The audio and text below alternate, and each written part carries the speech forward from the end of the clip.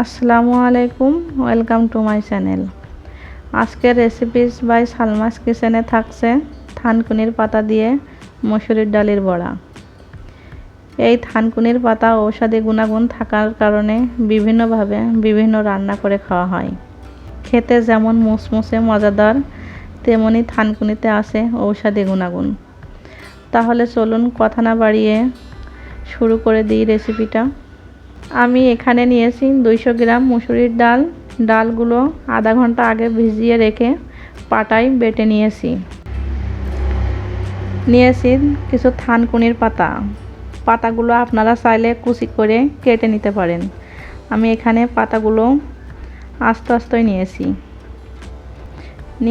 2 table চামচ পরিমাণ রসুন বাটা, কাঁচামরিচ বাটা, 1 কাপ পেঁয়াজ কুচি, জিরে বাটা, 2টা এলাচ বাটা নিয়েছি যাতে থানকুনি পাতার কোনো গন্ধ ভাবটা না থাকে।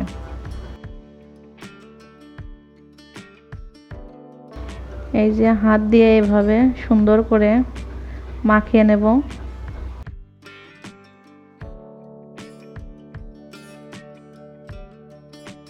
এইভাবে 2-4 মিনিট হাত দিয়ে মাখিয়ে নেবেন, তাহলে বড়াটা খুব সুন্দর হবে।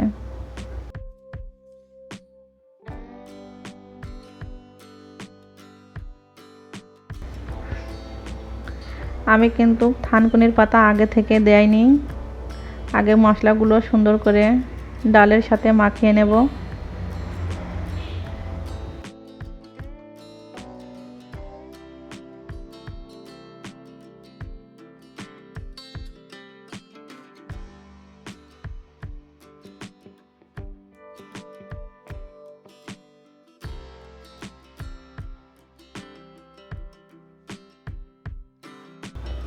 এবার আমি পাতাগুলোকে দিয়ে দেব।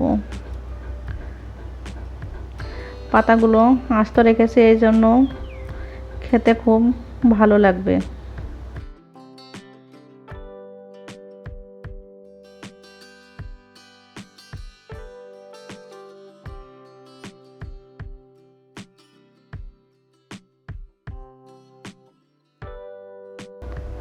মাখানো শেষ, এবার চলে যাব চুলার কাছে।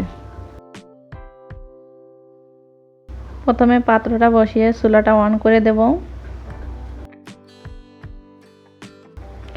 পাত্র গরম হয়ে গেছে, এবার দিয়ে দেব সয়াবিন তেল।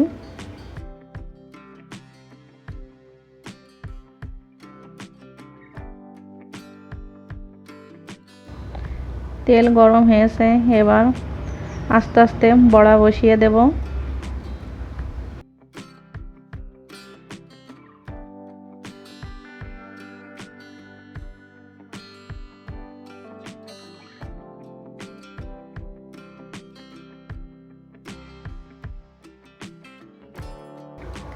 এই পর্যায়ে চুলার জাল কিন্তু হাই হিটে দেওয়া যাবে না, মিডিয়ামের থেকে একটু লোতে রাখতে হবে, তা না হলে নিচে থেকে পুড়ে যাবে, ভেতরে কাঁচা থাকবে।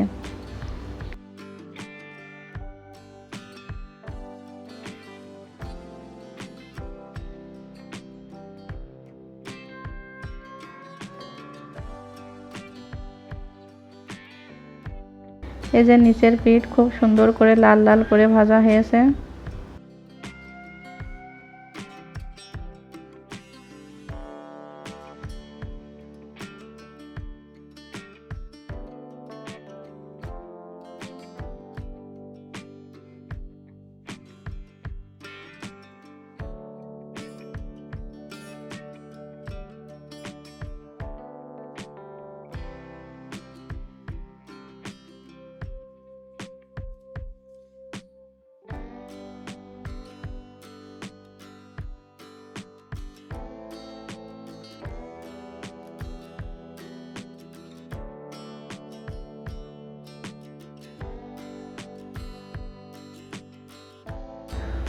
আবারও একটি উল্টিয়ে দেব।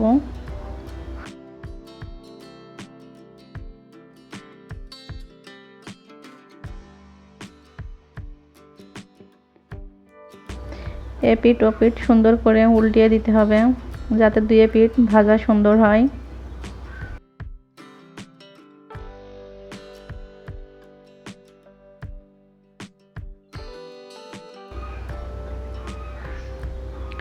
এবার আমার ভাজা শেষ, নামিয়ে নেব।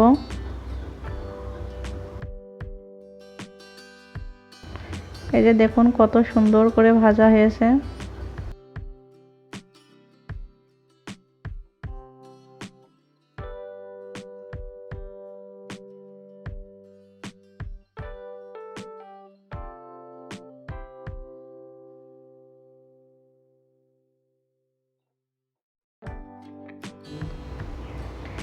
এইভাবে আপনারাও থানকুনির পাতা দিয়ে মুসুরির ডালের বড়া বাসায় তৈরি করে খেয়ে দেখবেন।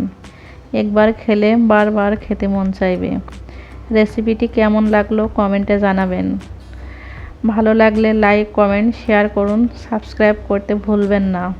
ধন্যবাদ সবাইকে পুরো ভিডিওটি দেখার জন্য। আসসালামু আলাইকুম, আল্লাহ হাফেজ।